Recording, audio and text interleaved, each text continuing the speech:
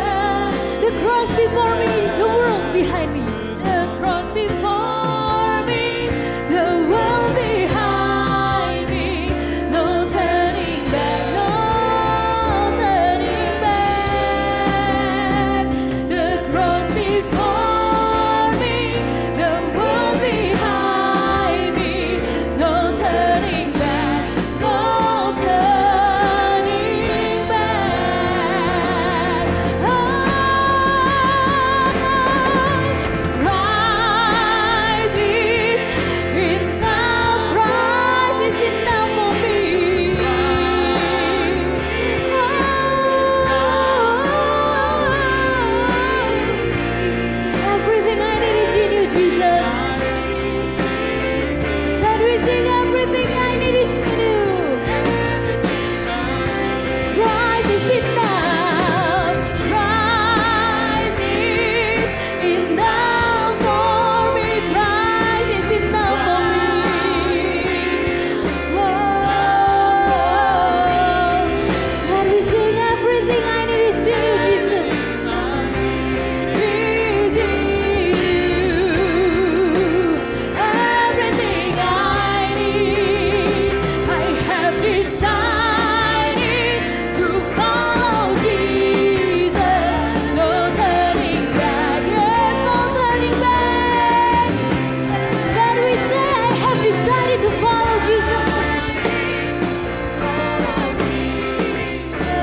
No turning back, no turning. The cross before me, the cross before me, the world behind me.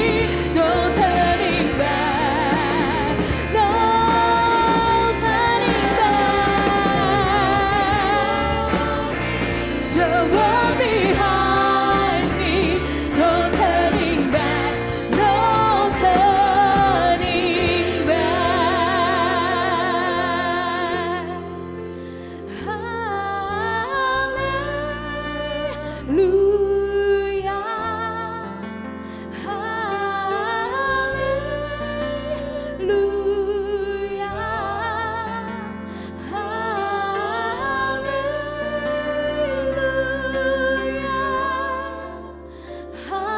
Hallelujah to Christ. Let we sing hallelujah to Christ the Lord.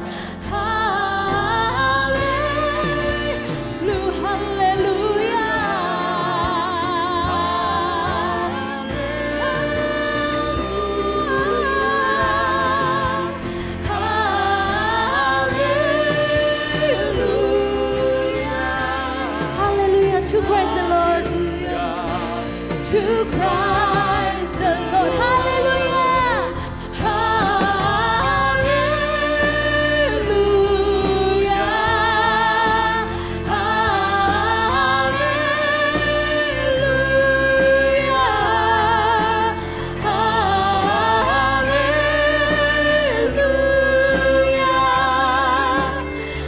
Hallelujah to Christ the Lord.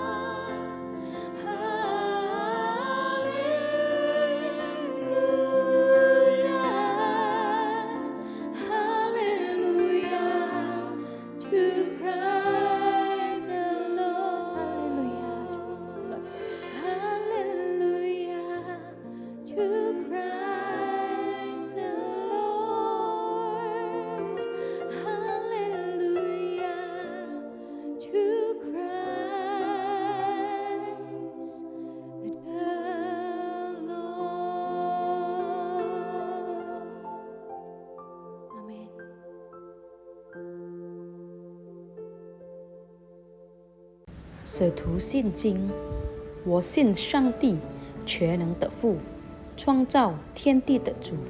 我信我主耶稣基督，上帝的独生子，因圣灵感孕，由童真女玛利亚所生，在本丢比拉多手下受难，被钉于十字架，受死埋葬，第三天从死人中复活升天，坐在全能父上帝的右边，将来必从那里降临，审判活人死人。我信圣灵，我信圣而共的教会，我信圣徒相通，我信罪的赦免，我信身体复活，我信永生。阿们。主祷文：我们在天上的父，愿人都尊父的名为圣，愿父的国降临，愿父的旨意行在地上，如同行在天上。我们日用的饮食，今日赐给我们，赦免我们的罪，如同我们赦免的罪我们的人，不叫我们遇见试探，成就我们脱离凶恶。因为国度、权柄、荣耀全是父的，直到永远。阿们。Shalom dan salam sejahtera bagi kita sekalian. Senang pada siang hari ini kita boleh kembali bersama-sama bersekutu di dalam ibadah revival. Mari saudara-saudari, kita sebelum memulai kita sekali lagi merendahkan hati kita berdoa. Bapa kami yang bertata di dalam kerajaan surga, terima kasih untuk anugerah yang berlimpah yang Tuhan sediakan bagi kami. Sehingga pada siang hari ini kami boleh bersama-sama bernyanyi, memuji, memuliakan Engkau, meninggikan nama-Mu. Dan pada saat ini Bapa, kami mau merendahkan diri kami, mendengarkan sabda-Mu. Tuhan, tolong hamba-Mu di dalam segala kelemahan dan keterbatasan untuk menyampaikan firman-Mu yang sempurna. Tuhan, beri kami hati seorang murid, sehingga kami boleh mengerti firman Tuhan. Kami bukan hanya mengerti, kami boleh melakukan firman-Mu. Dengarkanlah doa kami ini Bapa, yang kami sampaikan di dalam nama Yesus Kristus, Tuhan dan Juru Selamat kami yang hidup. Amin. Saudara-saudari yang dikasihi Tuhan, ada sebuah survei yang dilakukan oleh profesor sejarah di Howard University yang bernama Edna Medfold. Di dalam survei tersebut mereka menyimpulkan Abraham Lincoln disebut sebagai Presiden Amerika Serikat yang terbaik sepanjang sejarah. Dan menyebutkan hingga 65 kali bahwa Presiden Amerika yang ke-16 ini sebagai presiden terbaik. Saudara-saudari, apa yang membuat Abraham Lincoln sebagai presiden yang terbaik dan berhasil memimpin Amerika Serikat di dalam tugas pelayanan yang dipercayakan kepadanya? Suatu hari ada seorang yang cukup dekat dengan Lincoln. Ketika dia melintasi kamar daripada presiden di Gedung Putih, yang pada saat itu kebetulan pintunya terbuka sedikit. Dan secara tidak sengaja, orang ini mendengar sepertinya ada orang berbicara di dalam kamar tersebut. Orang itu berhenti dan berusaha melihat apa yang ada di dalam kamar. Saat itulah dia melihat Presiden Lincoln bersujud di tempat tidurnya dan berbicara di dalam doa kepada Tuhan. Dan di dalam doanya dia berkata, Tuhan Yesus, tolong saya untuk dapat memimpin bangsa yang besar ini. Saudara-saudari, keberhasilan daripada Abraham Lincoln terletak pada kesadaran dirinya untuk selalu mengandalkan pertolongan daripada kuasa Tuhan. Itulah sebabnya nama Lincoln terus dikenang sepanjang abad sampai hari ini dia dikenal sebagai Presiden Amerika Serikat yang paling berhasil. Di dalam renungan kita pada siang hari ini, kita juga akan sama-sama melihat bahwa jauh sebelum Abraham Lincoln menemukan kunci keberhasilan hidupnya, seorang raja Yehuda yang kuat, yang terkenal secara internasional, dia dikenal juga kebijaksanaannya. Ia adalah seorang raja yang saleh dan dia adalah seorang yang mencari Tuhan. Siapakah raja ini? Mari kita sama-sama membuka di dalam Alkitab kita 2 Raja-Raja 19 ayat 15. 2 Raja-Raja 19 ayat 15. Saya akan membacakannya untuk saudara-saudari sekalian. Hizkia berdoa di hadapan Tuhan dengan berkata, "Ya Tuhan, Allah Israel yang bertata di atas kerubim, hanya Engkau sendirilah Allah segala kerajaan di bumi. Engkaulah yang menjadikan langit dan bumi." Saya akan bacakan sekali lagi. 2 Raja-Raja 19 ayat 15. Hizkia berdoa di hadapan Tuhan dengan berkata, "Ya Tuhan Allah Israel yang bertata di atas kerubim, hanya Engkau sendirilah Allah segala kerajaan di bumi. Engkaulah yang menjadikan langit dan bumi." Saudara-saudari yang terkasih, siapapun hidup di dalam dunia ini pasti akan menghadapi yang namanya problematika kehidupan. Orang kaya memiliki masalah kehidupan orang kaya. Orang pinter juga tidak akan terhindar daripada permasalahan kehidupan. Orang muda, orang tua juga akan menghadapi masalah dan pergumulan kehidupan. Dengan kata lain, tidak ada seorang pun di dalam dunia ini yang bisa terlepas di dalam namanya persoalan hidup. Pendeknya, selagi manusia masih bisa bernafas, manusia tetap akan menghadapi yang namanya masalah kehidupan. Firman Tuhan memberitahu kepada kita juga hal yang sama dihadapi seorang raja yang bernama Hizkia. Sekalipun dia seorang raja yang kuat, raja yang bijaksana, dia tidak akan terhindar daripada persoalan hidup. Dalam hidupnya juga menghadapi berbagai banyak persoalan dan pergumulan hidup. Secara internal, dia pernah mengalami sakit penyakit yang sangat parah, bahkan hampir meninggal dunia. Dan pada saat itulah dia berdoa kepada Tuhan dengan sungguh-sungguh, dan pada saat itu Tuhan mengabulkan doanya dan memperpanjang usianya 15 tahun lamanya. Selain daripada itu, dia juga menghadapi masalah secara eksternal. Sebagaimana kita tahu di zaman Alkitab, mereka menghadapi berbagai banyak peperangan, serangan dari bangsa-bangsa lain. Demikian juga pada saat itu Raja Hizkia, negaranya diperhadapkan pada serangan dan rencana serangan dari bangsa yang kuat, seorang raja yang kejam, yaitu bangsa Asyur. Sesungguhnya secara manusia, Raja Hizkia gentar menghadapinya. Namun dia tahu ketika diperhadapkan pada masalah demikian, dia merendahkan diri di hadapan Allah dan mengucapkan doa yang kita baca tadi. Bahwa dia berkata, "Hanya Engkau sendirilah Allah segala kerajaan di bumi. Engkaulah yang menjadikan langit dan bumi." Apa yang didoakan daripada Hizkia, sebenarnya secara tidak langsung Hizkia menyerahkan kerajaannya ke tangan daripada Allah, pencipta langit dan bumi. Dan dari doanya ini juga memberitahu pada kita bahwa bangsa-bangsa yang kuat, kerajaan-kerajaan yang kuat yang ada di sekitarnya sebenarnya tidak ada apa-apanya di hadapan Allah, pencipta langit dan bumi. Saudara-saudari yang terkasih, Hizkia sekalipun dia seorang raja yang kuat dan bijaksana, dia dalam menghadapi pergumulan, permasalahan hidup, dia tidak mengandalkan diri sendiri menyelesaikannya. Dan senantiasa kalau kita baca di dalam firman Tuhan, dia mengajak para pemimpin-pemimpin pada saat itu. Dan bukan hanya itu, ia bahkan meminta hamba Tuhan yang melayani pada saat itu, yaitu Nabi Yesaya, untuk mencari pertolongan daripada Tuhan. Ini sesuatu sungguh hal yang indah di dalam kehidupan kerohanian daripada Raja Hizkia.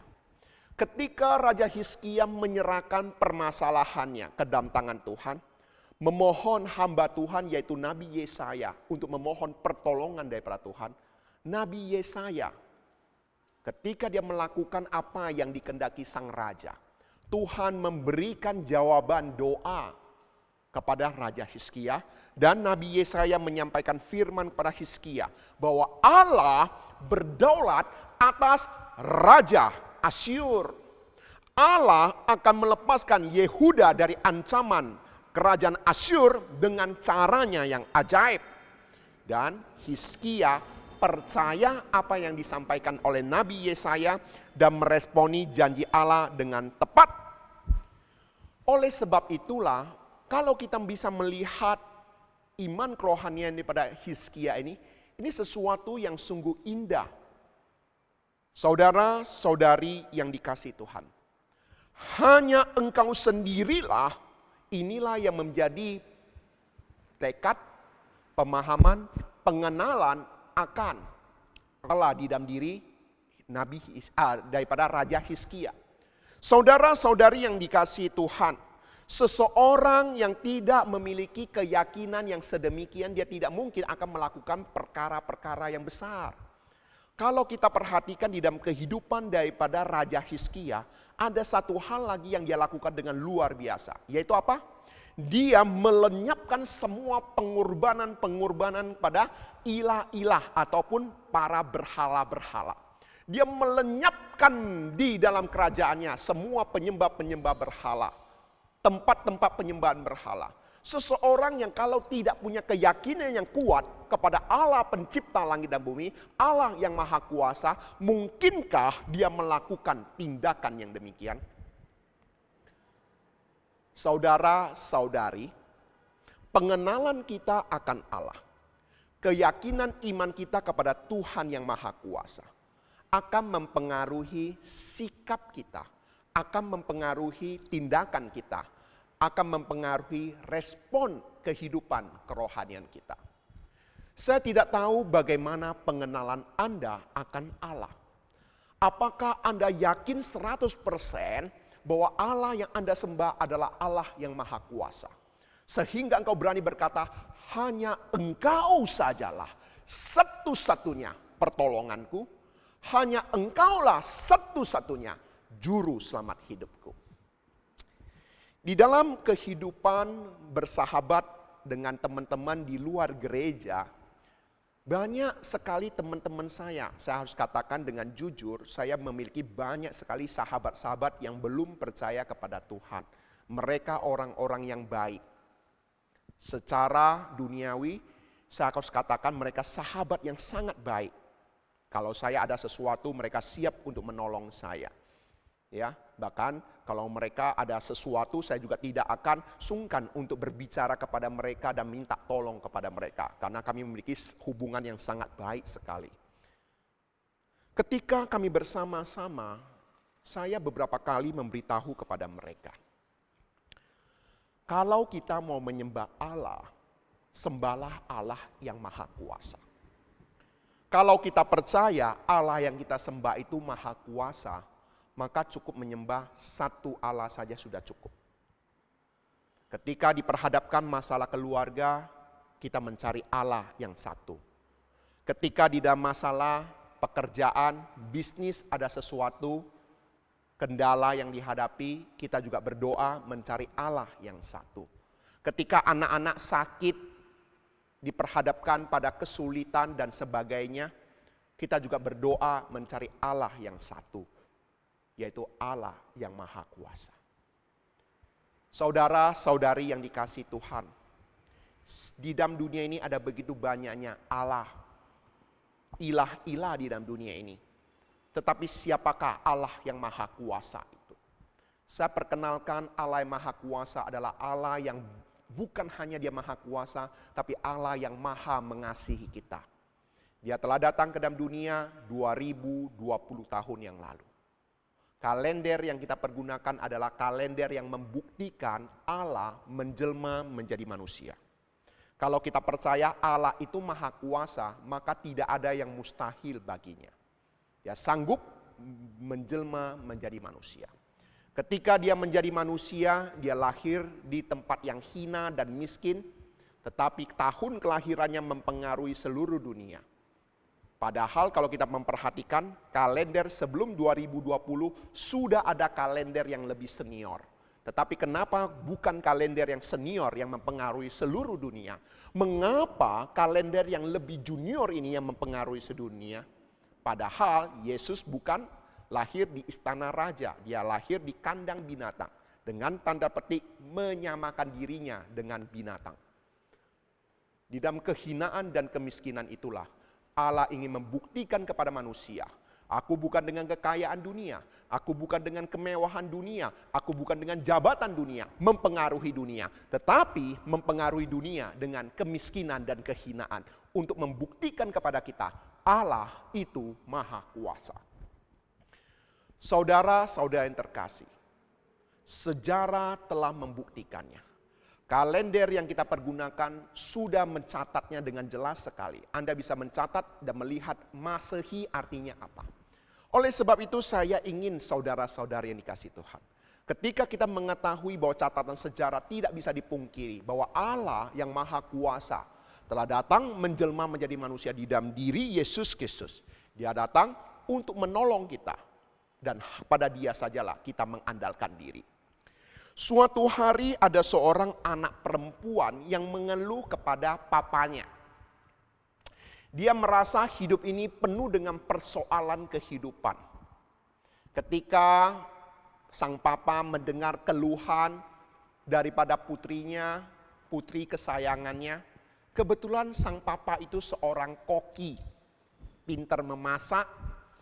Dia membawa putrinya ke dapur. Dan ketika membawa putrinya ke dapur, dia katakan, "Nak, coba perhatikan apa yang papa kerjakan." Sang papa menyiapkan 3 panci air. Kemudian ditaruh masing-masing di atas sebuah kompor, ya, masing-masing taruh di atas kompor, berarti ada 3 panci. Kemudian dituangkan air, dan ketika air sudah mendidih, hampir mendidih, di panci pertama sang ayah menaruh beberapa butir kentang. Di panci kedua sang ayah menaruh beberapa butir daripada telur. Kemudian di panci ketiga sang ayah menaruh beberapa sendok kopi di dalamnya. Setelah lebih kurang 20 menit, sang putri melihat papanya juga tidak mengerti kenapa papanya suruh masuk ke dapur, melihat papanya sibuk melakukan ini dan itu.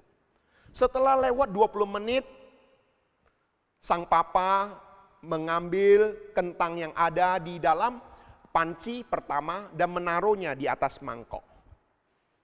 Kemudian demikian juga diambil beberapa telur, ditaruh di atas mangkok.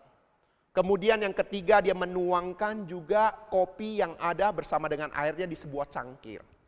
Lalu dia bertanya kepada anaknya, "Nak, kamu lihat di depan meja ini kira-kira apa yang kamu lihat?"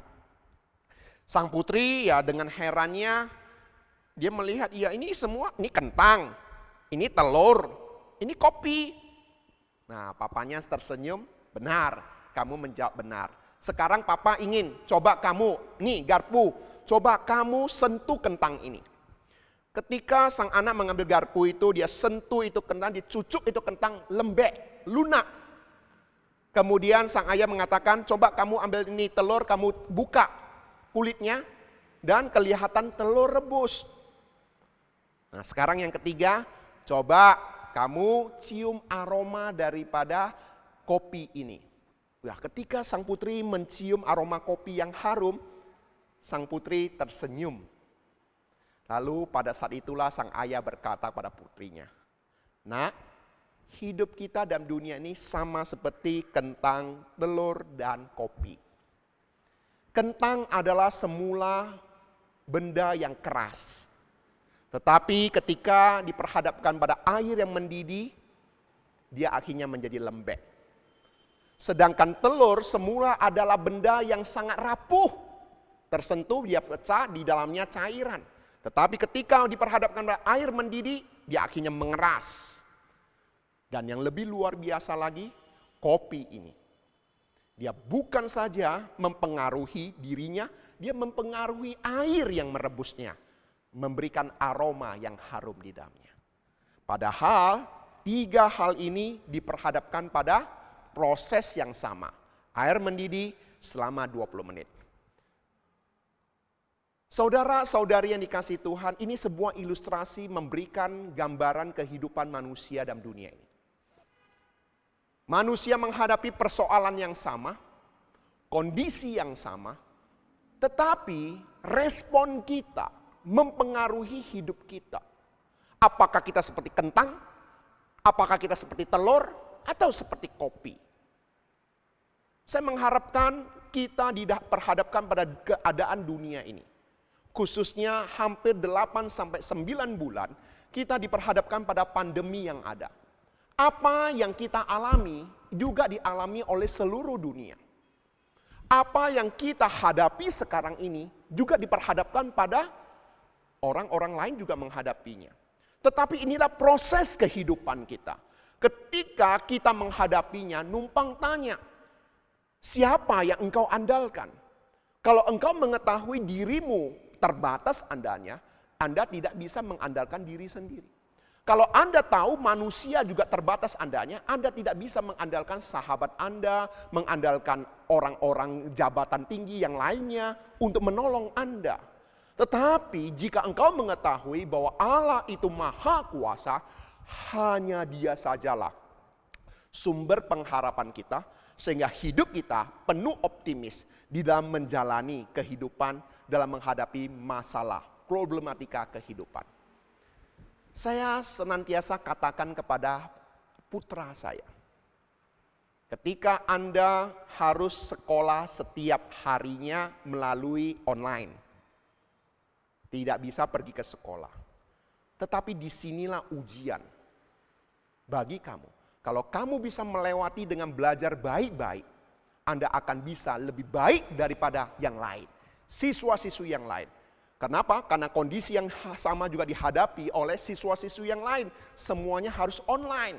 Tetapi di masa online ini, Anda bisa menerobosnya dan belajar sungguh-sungguh dengan baik, Anda pasti akan lebih baik daripada mereka. Oleh sebab itu, Bapak, Ibu, Saudara yang terkasih, saya mengharapkan di dalam renungan firman Tuhan pada siang hari diingatkan satu hal. Ketika Tuhan Yesus berjalan di atas air, Dia tidak meredakan badai terlebih dahulu. Tetapi justru di dalam badai itulah Tuhan Yesus berjalan di atas air. Kita sudah berdoa untuk badai pandemi ini supaya segera berhenti. Tetapi kita bisa melihat sebuah realita, Tuhan masih mengizinkan badai itu tetap ada. Tetapi satu hal firman Tuhan ingatkan, kita tidak menghadapinya sendirian. Tuhan Yesus pun bersama-sama dengan kita menghadapi badai yang ada. Dan bukan hanya itu, di tengah badai itulah Tuhan Yesus berjalan di atas air, melakukan perkara yang tidak mungkin menjadi mungkin. Demikian jugalah kita yang mengandalkan Tuhan. Dan di dalam hati kita berkata, hanya Engkaulah satu-satunya Tuhan dan Juru Selamat hidupku, Allah pencipta langit dan bumi. Berbahagia kita yang mendengarkan firman Tuhan, menaati firman Tuhan, dan melakukannya. Mari kita berdoa. Sungguh kami bersyukur Bapa, pada siang hari ini kami boleh bersama-sama merendahkan diri mendengarkan firman-Mu. Kami lemah, kami terbatas. Tapi Allah yang kami sembah adalah Allah yang maha kuasa. Tiada yang mustahil bagimu Bapa. Tuhan tolong kami. Di masa-masa sesulit apapun kami tetap yakin dan berpengharapan di dalam Tuhan. Bahwa Allah yang maha pengasih dan penyayang. Allah yang maha kuasa beserta dengan kami. Terima kasih Bapa surga, hamba-Mu sudah berhenti berkata-kata. Tapi biarlah firman Tuhan yang kami dengar pada siang hari ini menolong, memimpin dan memberkati kami. Kami berdoa di dalam nama Yesus Kristus, Tuhan dan Juru Selamat kami yang hidup. Amin. Tuhan Yesus memberkati. ketika kita sedang dalam keadaan baik, keadaan sehat, keadaan bahagia, kita selalu datang kepada Tuhan, kita mengucap syukur, kita terima kasih kepada Tuhan. Tapi ketika kita dalam keadaan sebaliknya, apakah kita datang kepada Tuhan, kita mengucap syukur untuk setiap yang Tuhan berikan? Saudara-saudari, setiap nafas, kehidupan yang Tuhan berikan kepada kita, itu merupakan berkat dari Tuhan. Itu merupakan berkat dari kemurahan Tuhan. Tuhan telah memberikan yang terbaik buat kita semuanya. Mari kita angkat pujian, berkat kemurahan-Mu.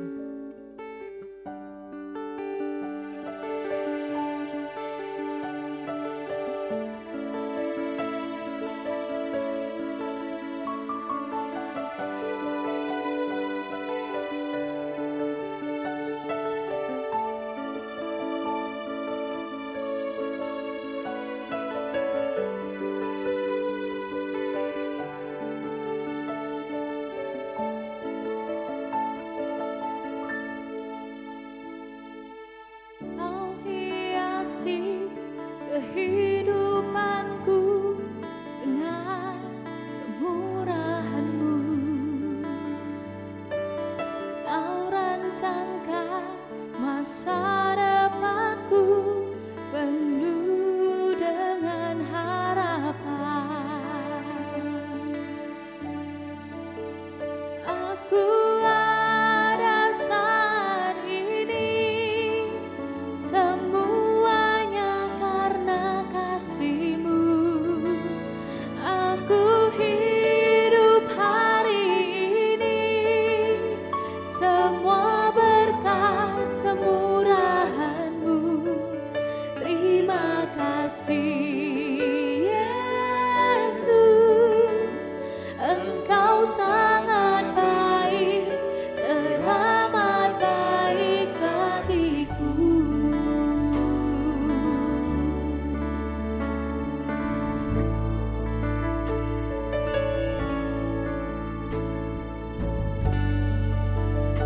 Tuhan menghiasi hidup kita dengan kemurahan-Nya. Kau hiasi kehidupanku dengan kemurahan-Mu.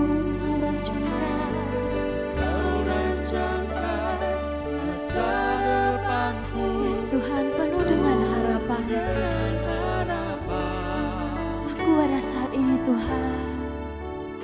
Aku ada saat ini semuanya karena kasih-Mu. Aku hidup hari ini semua berkat kemurahan-Mu. Terima kasih Yesus, Engkau sangat baik, teramat baik bagiku. Yes Tuhan, Engkau sangat baik, Engkau teramat baik bagi hidup kami Tuhan. Engkau telah menghiasi hidup kami dengan segala sesuatu yang indah Tuhan. Terima kasih ya Tuhan, terima kasih ya Yesus.